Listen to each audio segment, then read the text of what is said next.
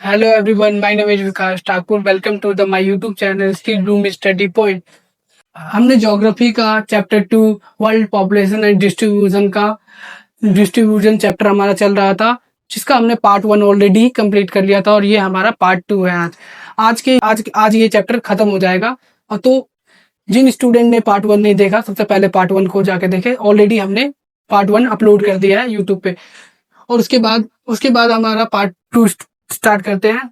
Compound of population distribution, birth, death and migration. कम मतलब कि पॉपुलेशन ग्रोथ के 3 कंपाउंड होते हैं। पहला होता है बर्थ, डेथ एंड माइग्रेशन। उसमें होता है क्रूड बर्थ रेट। बर्थ पर 1000 पीपल। सबसे पहले इसका फॉर्मूला आता है CBR, मतलब कि ऊपर होता है बर्थ, नीचे होता है पॉपुलेशन और मल्टीप्लाई बाय में 1000 होता है। उसके बाद आता है crude death rate. Crude death rate मतलब कि डेथ पर 1000 पीपल। इसका फॉर्मूला होता है CDR, मतलब ऊपर होता है D मतलब डेथ, E होता है नीचे population, multiply by 1000। Influence by the health and economy and the social condition, मतलब कि जो भी है ना माइग्रेट, जो भी मतलब कि किसी भी क्षेत्र के है ना इन्फ्लुएंस करता है। जैसे कि वहाँ की हेल्थ सिस्टम अच्छी होगी तो वहाँ पे डेथ कम होगा, और वहाँ पे इकोनॉमी में अच्छी होगी तो वहाँ के लोगों की लाइफस्टाइल भी अच्छी होगी। उसके बाद सोशल कंडीशन, वहाँ की सोशल कंडीशन अच्छी होगी तो लोगों का लाइफस्टाइल भी बेटर होगा। उसके बाद हमारा नेक्स्ट टॉपिक है माइग्रेशन।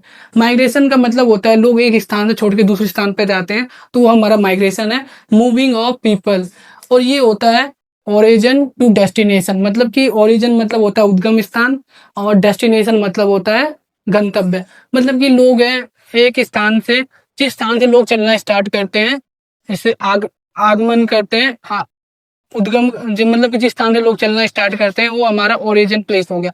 और जिस स्थान पे लोग आगमन करते हैं वो हमारा डेस्टिनेशन प्लेस हो गया, डेस्टिनेशन होगा।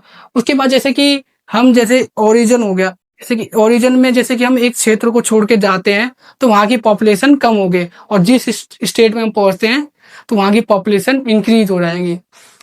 उसके बाद आता है types of migration. Permanent migration, temporary migration and seasonal migration. Permanent migration होता है कि मतलब कि हम किसी सिटी को छोड़कर परमानेंट ही चले गए हैं, वो हमारा परमानेंट माइग्रेशन होता है। टेम्परेरी माइग्रेशन होता है कि हम अपने बेटर एजुकेशन के लिए कुछ टाइम के लिए हम दूसरे स्टेट में चले जाते हैं, तो हमारा फिर वो हम कुछ टाइम के बाद वापस आते हैं, तो ये हमारा टेम्परेरी माइग्रेशन होगा। फिर सीजनल माइग्रेशन होता है कि मतलब कि जैसे कि एक गांव को छोड़ के हम दूसरे गांव जाते हैं फसल की कटाई के लिए, जो सीजनल कुछ कुछ टाइम के लिए हम जाते हैं फिर वापस आ जाते हैं, तो ये सीजनल माइग्रेशन होता है। फिर आता है इमिग्रेशन एंड एमिग्रेशन। इमिग्रेशन होता है कि एंटरिंग कंट्री एंड लीव, और एमिग्रेशन होता है लीव द कंट्री। मतलब होता है कि हम जैसे कि किसी कंट्री जैसे एक्स सिटी से हम वाई सिटी में जाते हैं, तो वो हमारा हो गया एमिग्रेशन, मतलब किसी नई कंट्री में हम एंटर कर रहे हैं, तो इमिग्रेशन होता है। फिर एमिग्रेशन होता है कि मतलब हम किसी कंट्री को छोड़ते हैं। मान लीजिए जैसे कि एक्स सिटी है, एक्स सिटी को छोड़ के हम वाई सिटी में जाते हैं। जैसे कि मान लीजिए एक्स सिटी है, उसको छोड़कर उससे उससे हम छोड़कर वाई सिटी में जाते हैं, तो ये वाला हमारा क्या हो गया, ये हमारा हो गया एमिग्रेशन।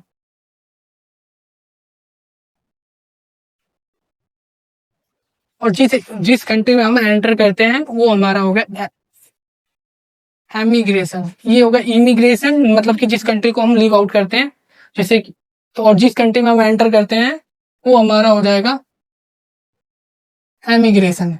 मतलब कि इसमें कि हम किसी कंट्री को छोड़ते हैं तो वो एमिग्रेशन होता है, और किसी नई कंट्री में हम एंटर करते हैं वो हमारा हो गया एमिग्रेशन। और इसमें दोनों में सेम पर्सन हो सकते हैं, मतलब कि कोई एक पर्सन है, वो एक कंट्री को छोड़कर दूसरी कंट्री में जा रहा है, तो मतलब कि वो एक्स सिटी को छोड़ रहा है, तो वो तो तो एमिग्रेशन आता है। और नई कंट्री में एंटर कर रहा है तो दोनों में हो सकता है, वो दोनों में ही आएगा। तो सेम पीपल बोथ सेम आएगा। और factor of responsible for migration, कौन से फैक्टर होते हैं जो माइग्रेशन के लिए जिम्मेदार होते हैं? इसमें होता है push factor and pull factor. Push factor होता है जो फोर्स पीपल टू लीव, मतलब ऐसे फैक्टर होते हैं जो लोगों को किसी सिटी या स्टेट को छोड़ने के लिए मजबूर कर देते हैं। उसमें कौन कौन से फैक्टर होते हैं हम देखते हैं। पहले अनएम्प्लॉयमेंट, उसके बाद आता है poor condition, disaster and political unrest and low wages. मतलब कि अनएम्प्लॉयमेंट होगा, अनएम्प्लॉयमेंट होता है तो वहां पे लोग लीव आउट कर देते थे, तो बेटर सर्च ऑफ जॉब के लिए। पुअर कंडीशन होता है, उस कारण से भी वहां के लोग वहां लीव आउट करते हैं। डिजास्टर मतलब सूखा, बाढ़ और ये सब होता है, तो वो एरिया सूखा बाढ़ के कारण डैमेज हो जाता है। इस कारण लोग भी दूसरी दूसरी स्टेट में माइग्रेट कर जाते हैं। पॉलिटिकल अनरेस्ट, लोग उस एरिया में रहना पसंद नहीं करते जहाँ पे अशांति हो, दंगा हो, गृह युद्ध होते, तो इस कारण से भी लोग वहां पे माइग्रेशन कर जाते हैं।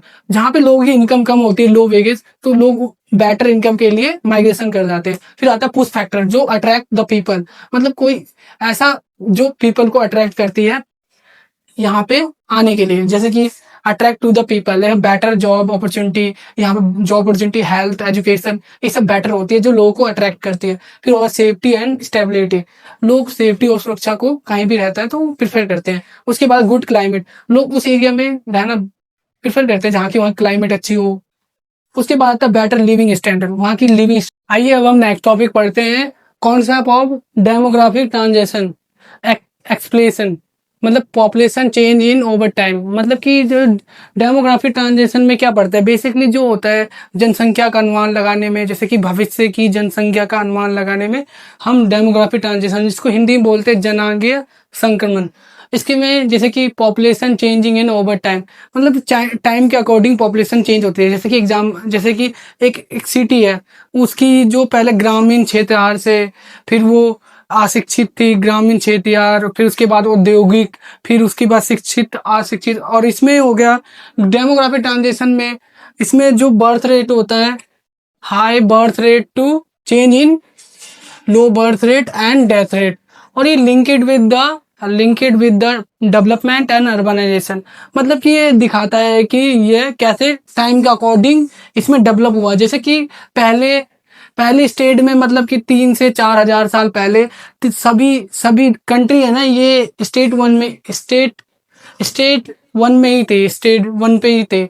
उसके बाद जैसे उस समय हाई बर्थ और हाई डेथ रेट था, उसके बाद ये टाइम के अकॉर्डिंग सब कंट्री का है ना स्टेट चेंज होता गया, पोजीशन चेंज होता गया। जैसे कि पहले हाई बर्थ और डेथ रेट था, उसके बाद ये टाइम के अकॉर्डिंग लोग अनलिटरेट थे, उस समय ज्यादा लोग पढ़े लिखे नहीं थे।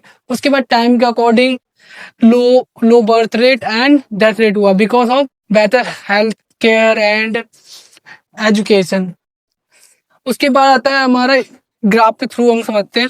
सबसे पहले आता है स्टेट वन, एक ग्राफ पे जैसे ये दिखा रखा है, ये शो कर रहा है,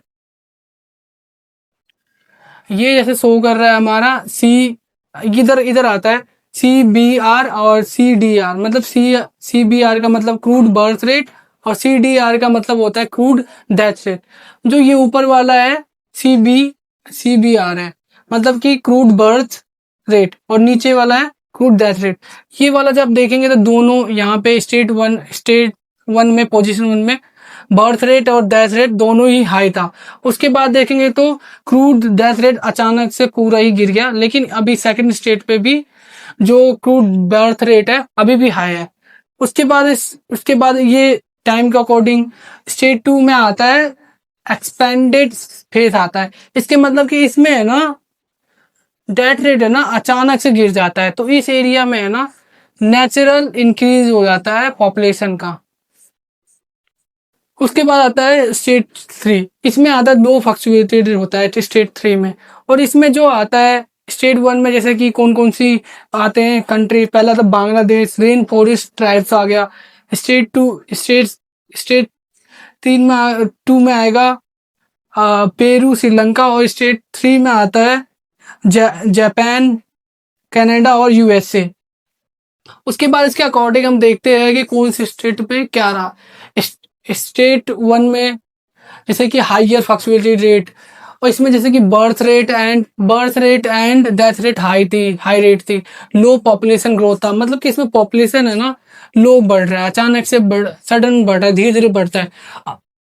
एग्रेरियन सोसाइटी मतलब कि ज्यादातर लोग है ना खेतीयार में, ग्रामीण खेतीयार में लगे हुए थे।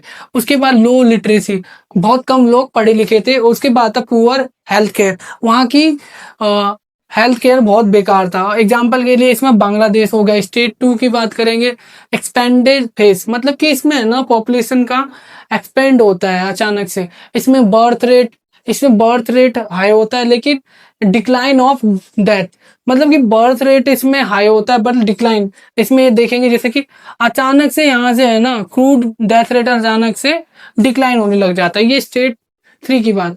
उसके बाद रिपेड पॉपुलेशन ग्रोथ, अचानक से पॉपुलेशन ग्रोथ होता रहता है। और रीजन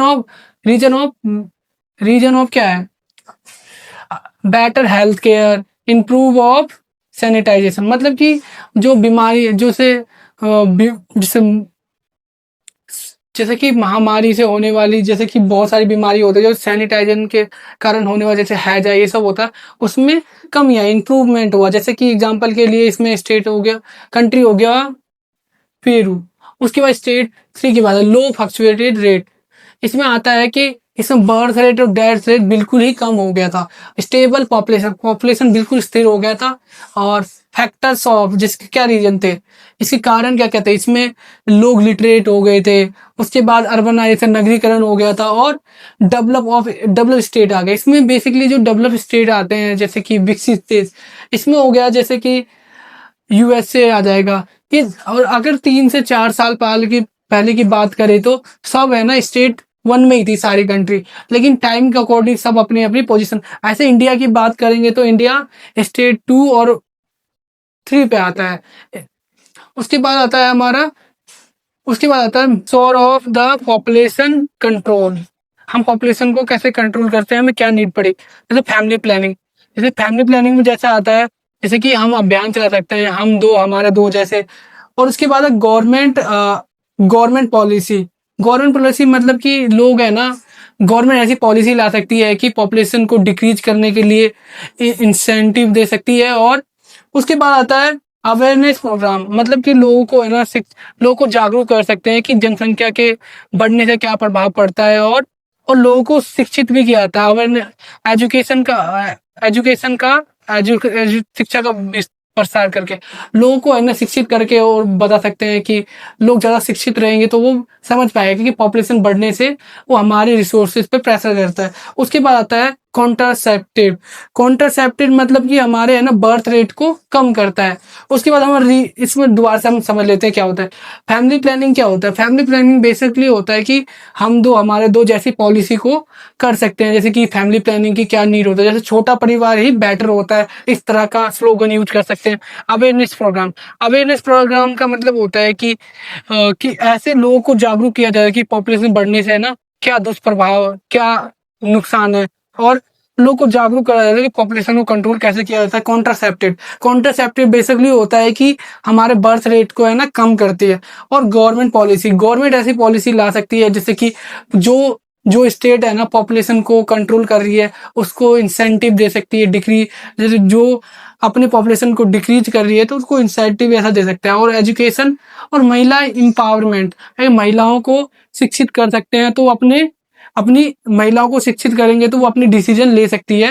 और उसके बाद आता है हमारा डिले ऑफ मैरिज, हमें कम आयु विवाह को रोकने से हमारे जनसंख्या में भी कमी आएगी, ये सब आता है। ये हमारा चैप्टर ज्योग्राफी का सेकंड था, world population distribution and growth. अगर आपको वीडियो अच्छी लगे तो वीडियो को लाइक करें, चैनल को सब्सक्राइब करें।